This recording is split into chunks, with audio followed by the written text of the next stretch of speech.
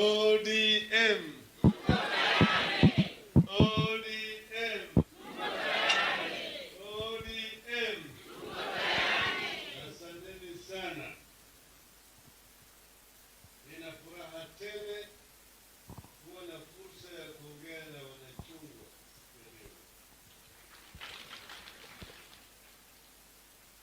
I want to begin by thanking you for keeping the spirit of the revolution alive despite its many imperfections and challenges. The work you do and the challenges you face in your counties and wards confirm a fundamental truth that this country is still a work in progress. The evolution too is a work in progress. You have made good progress. Today, to share with you our vision for getting the work that remains done and why we want you to be part of this journey. The most important role of a leader in any society is to solve problems. They used to tell us in school that this is a problem, find a solution. The biggest problem our country faces today and in the foreseeable future is how to create and expand opportunities for all Kenyans and to share those opportunities equitably and fairly. There is a deep feeling by a large section of Kenyans that they are stuck in and condemned into poverty. That, however, they have, however hard they work, their fortunes never change for better. I talk to a lot of Kenyans of all ages and social status. I get the feeling that majority of Kenyans don't really fear for themselves. They fear for their children. Parents fear the possibility of their children inheriting the difficulties they have gone through over the years, or even worse. Nobody wants their children to go through the difficulties that they went through. Children fear the possibility of inheriting the difficulties they see their parents go through every day. In a country where opportunities are dwindling each passing day, where a small clique swims in wealth whose sources cannot be explained. The father who never went to school wants to be sure this country will make it easier, not harder or impossible for his children to go to school.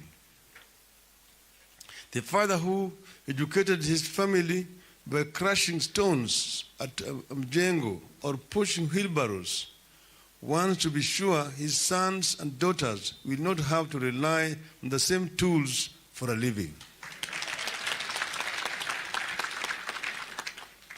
The single mother who brought up her children selling fruits and vegetables by the roadside under scorching sun wishes to see her children do business in a modern, ventilated market.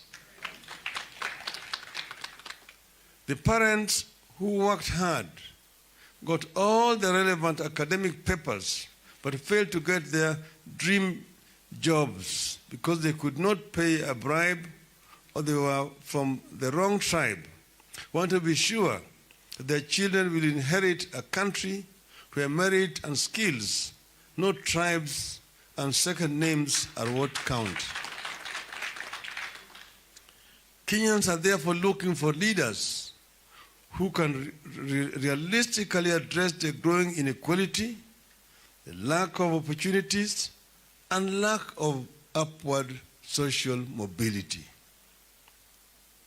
We therefore have to constantly seek new ways to grow our economy while helping more of our people to participate in that growth. Reforms is therefore a must in our country. Some people are telling us that reforms have to wait until we have resources. Yet without these reforms, resources will continue to dwindle. I have said it, there is more work to be done. The BBI is about that extra work. For this economy to produce enough jobs for our growing youth population, we must diversify and spread as many job creation opportunities to as many parts of the country as we can. BBI seeks to ensure that opportunities for job creation are not confined to the cities and towns.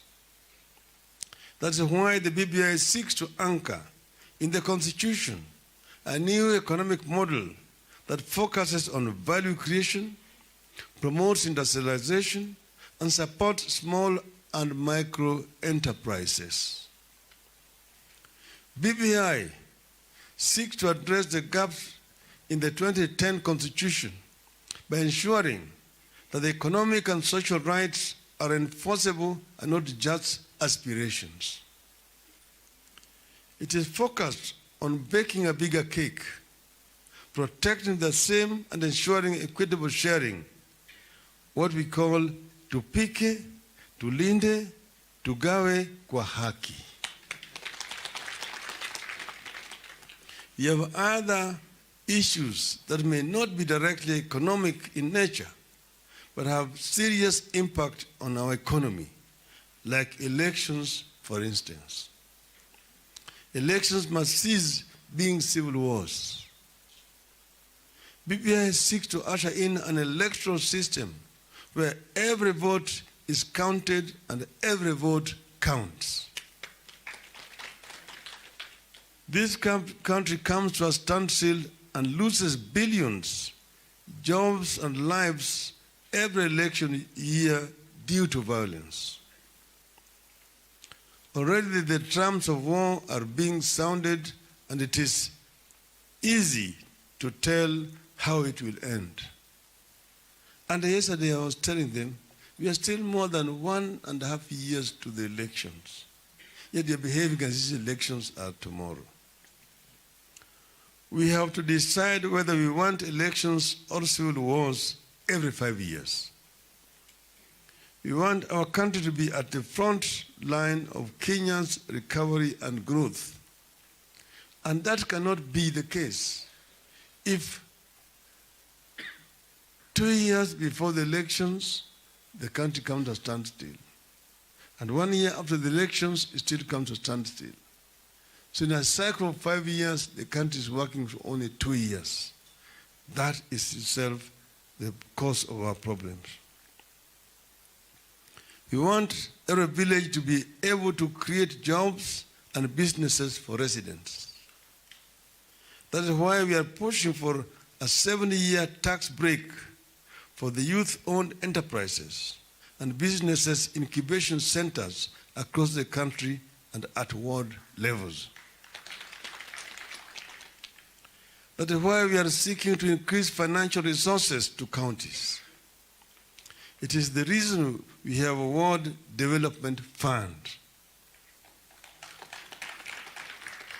It is the reason we are increasing the lifespan of the Equalization Fund from 20 years to 30 years.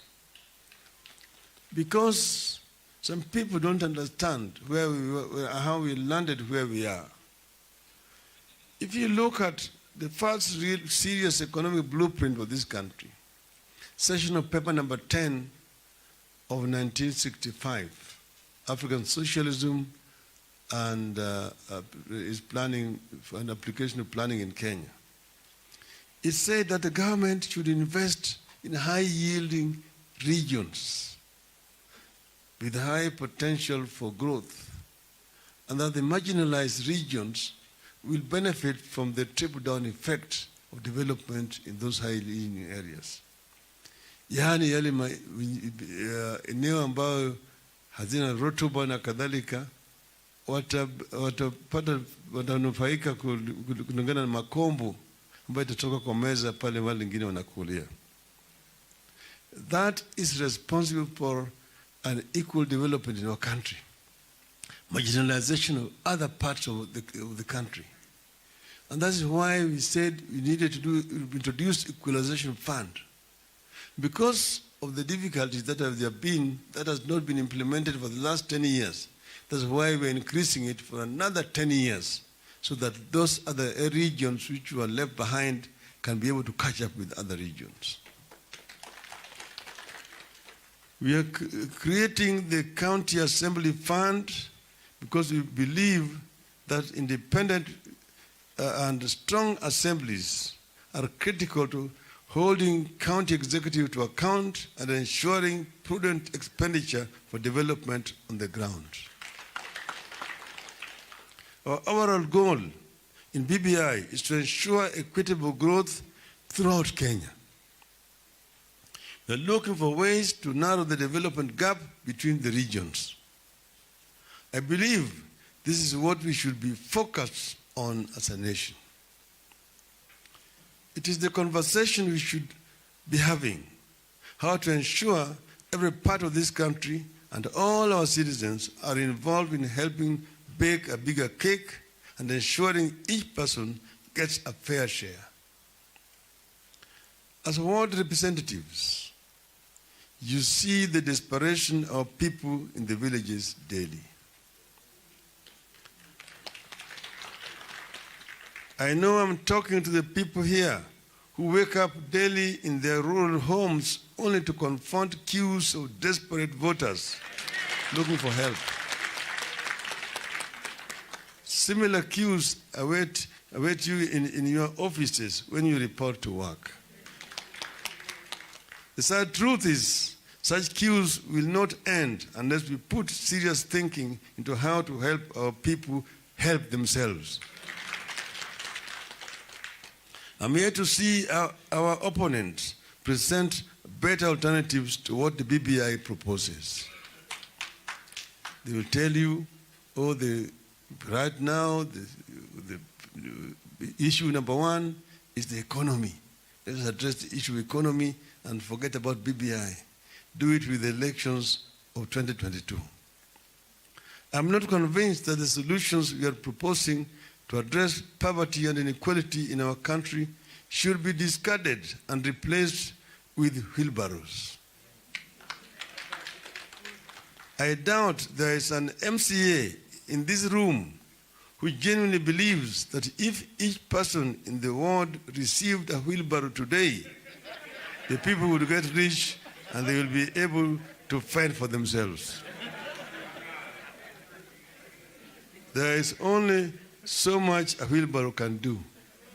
And I know that a wheelbarrow is needed in a construction site, used to carry kokoto to the building site. I don't know what else you use a wheelbarrow for.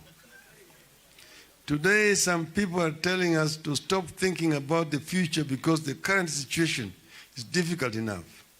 I'm not convinced that we should postpone these problems. If we stop thinking about the future because of today's problems, be sure we shall never catch up with the future. We must invest in tomorrow today. There is the story of US President Abraham Lincoln, who described himself as a poor man's son. What did he do? Lincoln started a system of universities all over the US so that any poor man's child could go to university and acquire knowledge and skills. When people are down, good leaders don't invest in keeping them down. Good leaders invest in lifting people up. I want to appeal to you to help lift up our people. The decision we make over the next few weeks and the months with regard to BBI will have a great bearing on whether our children grow up in a land of plenty or land of mere survival. Let us join hands and invest in our children and in their future. We must change the conversation. And that's why we are saying we want to start down where the rubber meets the road. And that is with the county assemblies, with you people. And has already been said by Nyokabi there. The president was very categorical when he was confronted with the MCAs from the Mount Kenya region. And he responded in the only way he could do, because he's also thinking and feeling what you guys are feeling. So if the MPs receive 7 million shillings car grant, why should it be a crime to give the same to MCAs? Why should it be a crime? Because you are the ones who are in daily contact with the electorate, with the daily contact with the people. And I know it because whenever I go to the rural areas, by 5, 6 o'clock in the morning, my home is full with the people. And they come with serious problems. Some of them carry sick people to my home. I ask them, am I a doctor? But you can't chase them away. You see, I say, even if you are a patient, you could just have come and tell me so-and-so is sick, and I give you some assistance. But you don't have to carry a patient to my home. So I fully understand what you guys meet on a daily basis. You guys go through. But what we want is you people to form a team with us so that we can change this country. This country can and must be transformed. But it must be transformed with forward-thinking leadership. A leadership that is prepared to confront the problem directly with the right solutions, not sloganeering, coming up with slogans which actually have no meaning. Atio mama mboga, atio mtu wa mkokoteni, atio mtu wa wheelbarrow, and so on. No mama mboga wants to sell mboga the rest of her life. No mtu wa mkokoteni wants to push mkokoteni the rest of his life. We push mkokoteni for want of any other thing better to do. So we must create opportunities for mtu wa mkokoteni. That's why we're saying we are creating a fund for this person, which he will be able to access, and that will help him to transform himself. Instead of being an employee, he becomes an employer. And this is what is going to help our youth, so that our youth can be able to access cheap source of capital, interest-free, for 7 years, so that they can be able to develop meaningful enterprises. In my view, if that is not development, I don't know what development is. So BBI, I saw another group of people saying that they're a group to defend the Katiba wanted. So he said, there's room for it, for improvement. And some of you will know there are people who opposed it. You know the red carders. And you know those who are leading it. They're the ones who are now saying this constitution is very good. Then why were you opposing it in 2010? That is political hypocrisy. So you're saying you're making improvements. They're saying, oh, you are expanding the executive, you're increasing the costs. Nothing could be further from the truth. When in the Grand Coalition government, you had a president, you had a prime minister, you had 2 deputy prime ministers. All the president, the prime minister, the 2 deputy prime ministers were all members of parliament. So our main salary was coming from parliament as members of parliament. We were only getting extra allowances for the executive work that we were doing. And therefore it was cheaper at that time. And what we're trying to do now is return the executive back to parliament, so that a big chunk of ministers are government. Right now, you've got them as members of parliament, then you recruit other people who are not MPs and you pay them full salaries and allowances as ministers. Now, you're only going to bring in a few from outside. And once you bring them in as ministers, they become also ex-officio members of parliament. It has been recognized and accepted worldwide that a parliamentary system is more accountable than a presidential system. Why? Because the executive is right there in parliament and must be held to account by members of parliament, accountable, and they must answer questions which are posed to them by members of parliament. In a presidential system, you've got parliamentary committees, ministers and PSS are being called to appear before a parliamentary committee.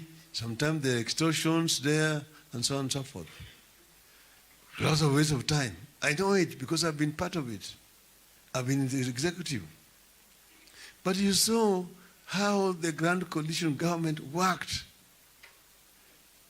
We have the experience. I've been there. When we came to government with President Kibaki in 2003, the country was almost bankrupt.